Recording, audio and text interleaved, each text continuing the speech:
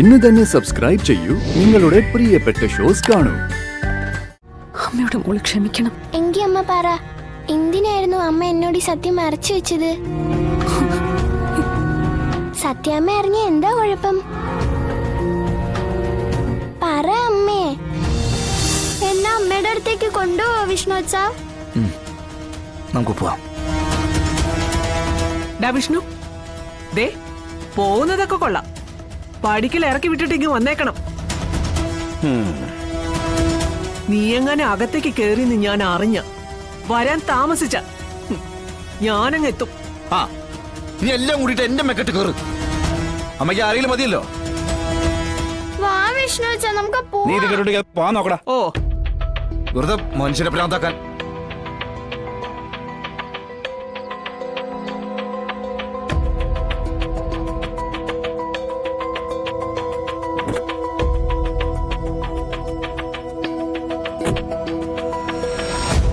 ഓ, ഇപ്പൊ സമാധാനായല്ലോ.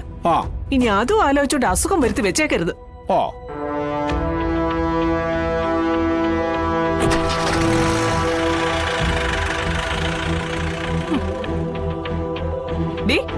നീ എന്ത് കാഴ്ച കണ്ടോണ്ട് നിൽക്കുവാടി? കേറിപ്പൊടി. അതിനെല്ലാരും മെക്കെട്ട് കേറ്. ആ, ഒരു പണിയില്ല. ആ, ചെല്ല് ചെല്ല്.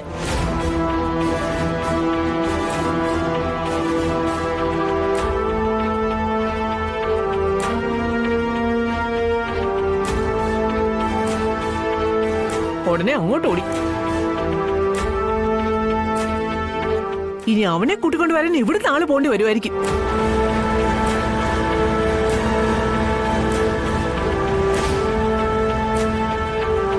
എന്താ വിഷ്ണു അച്ഛാ അമ്മയ്ക്ക് പറ്റിയത്? ഒന്നുമില്ല. പിന്നെന്താ അമ്മ ഇങ്ങോട്ട് വരാത്തത്? അമ്മ വരും. നമ്മളിപ്പോ അങ്ങോട്ടല്ലേ പോകുന്നേ. സത്യം ചേച്ചിയമ്മയും എല്ലാരും കൂടി ഇന്ന് നല്ല രസായിരിക്കും അല്ലേ വിഷ്ണു അച്ഛാ? വിഷ്ണു അച്ഛനും ഇന്ന് അവിടെ നിക്കോ എന്റെ സത്യയുടെയും കൂടെ? വേണ്ട മോളെ, സത്യമ്മ പറഞ്ഞ മോള് കേട്ടില്ലേ?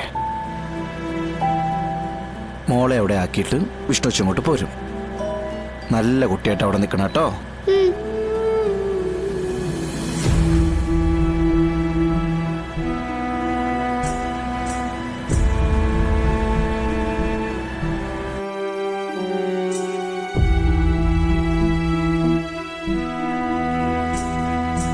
ഇതെങ്ങനെ ഇപ്പം തുടങ്ങിയതാണോ, അതോ നിങ്ങൾക്ക് തമ്മിൽ കാണാൻ വേണ്ടിയിട്ട് പാവൻ രോഗത്തിനെ അറിഞ്ഞുകൊണ്ട് ബലിയാടാക്കിയതാണോ? ഇനിയിപ്പോ എങ്ങോട്ടാ? പാർക്കിലേക്കോ, ബീച്ചിലേക്കോ, അതോ ഏതെങ്കിലും ടൂറിസ്റ്റ് ഹോമിലേക്കോ?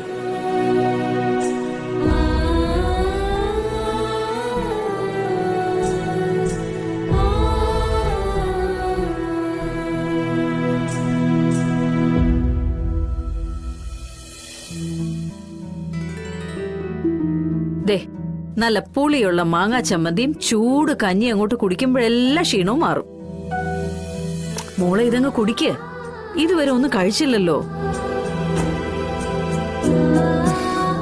അത് ശരി, കഞ്ഞി കുടിക്കാതെ ഇവിടെ ഇരുന്ന് കരയാനാണോ പുറപ്പാട്? ആ,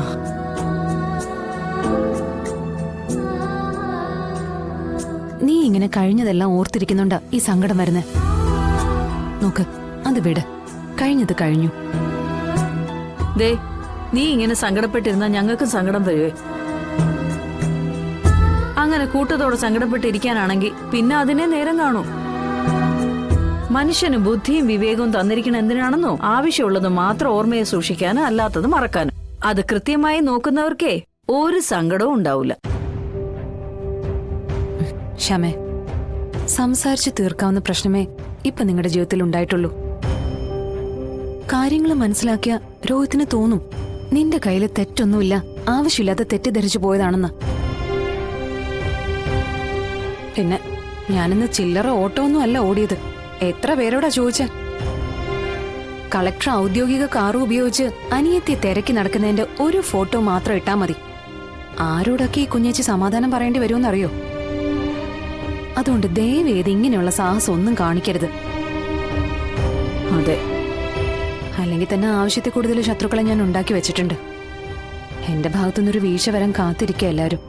അതുകൊണ്ട് ഇമാതിരി പ്രവൃത്തികളൊക്കെ ഇന്നത്തോടെ നിർത്തിക്കോണം. ഇത് പിടിച്ചേ, മോളിത് കഴിക്ക്. നാ. അമ്മ അവിടെ വെച്ചേക്ക്, ഞാൻ കഴിച്ചോളാം. ആ ദേ, ഇത് മുഴുവൻ കുടിച്ച് മോള് സുഖമായിട്ട് കിടന്ന് ഉറങ്ങി എഴുന്നേക്കുമ്പോ ഈ ക്ഷീണമൊക്കെ അങ്ങ് മാറും. ആ മോളിത് അവിടെ വയ്ക്ക്. ഡീ സത്യം ദേ കണ്ടില്ലല്ലോ. ആ മുറിയിൽ കാണും അമ്മ. ഹോംവർക്ക് വല്ലതും ചെയ്യാനുണ്ടെങ്കിൽ അത് ചെയ്യായിരിക്കും. അല്ലെങ്കിൽ ഇപ്പൊ ഇവിടെ കണ്ടേനെ. ആ കാര്യങ്ങളൊക്കെ പറഞ്ഞത് മനസ്സിലായല്ലോ. ഇനി ഇതുപോലെ ഞങ്ങളെ പേടിപ്പിക്കരുത്. നിനക്കെന്തെങ്കിലും പറ്റിപ്പോയാലും ഞങ്ങൾക്കെന്തെങ്കിലും വന്നുപോയാലും ആദ്യം സങ്കടപ്പെടേണ്ടത് നമ്മൾ 3 പേര് മാത്രമാ. ആ ഓർമ്മ എപ്പോഴും ഉണ്ടായിരിക്കണം.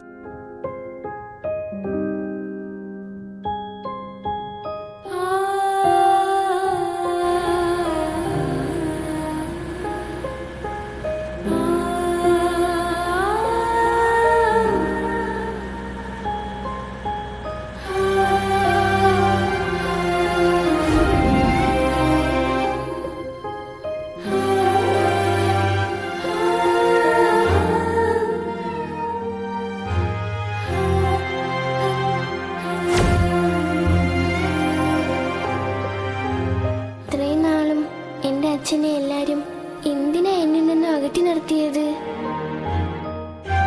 തൊട്ടടുത്ത് എന്റെ അച്ഛനുണ്ടായിട്ടും എനിക്ക് എന്റെ അച്ഛനെ അച്ഛാന്ന് വിളിക്കാൻ പറ്റിയില്ലല്ലോ.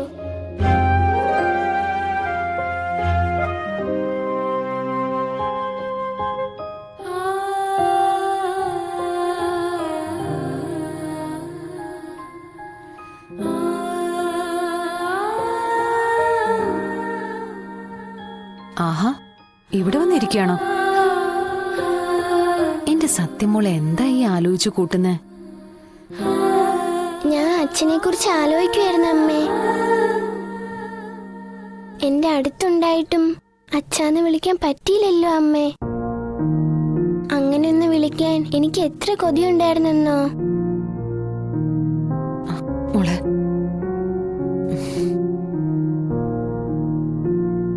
നീ ഈ അമ്മയോട് ക്ഷമിക്ക്. അമ്മയുടെ സ്വാർത്ഥതയെ എല്ലാത്തിനും കാരണം. മറ്റുള്ളവരുടെ വേദന കാണാതിരിക്കാനായി അമ്മ ശ്രമിച്ചപ്പോ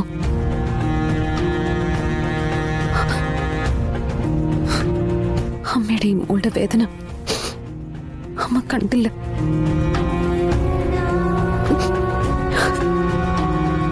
അമ്മയോട് മോള് ക്ഷമിക്കണം. എങ്കി അമ്മ പറ, എന്തിനായിരുന്നു അമ്മ എന്നോട് ഈ സത്യം മറച്ചു വെച്ചത്? സത്യാമ്മ അറിഞ്ഞ എന്താ കുഴപ്പം? പറ അമ്മേ. അച്ഛനില്ലാത്ത കൊച്ചെന്ന വിളിപ്പേര് എനിക്ക് എന്തിനാ വാങ്ങിച്ചു തന്നേന്ന്? മോളെ, അത് അമ്മ പറഞ്ഞില്ലേ, അത് അങ്ങനെ ഒരു സാഹചര്യത്തിൽ പറ്റിപ്പോയത്.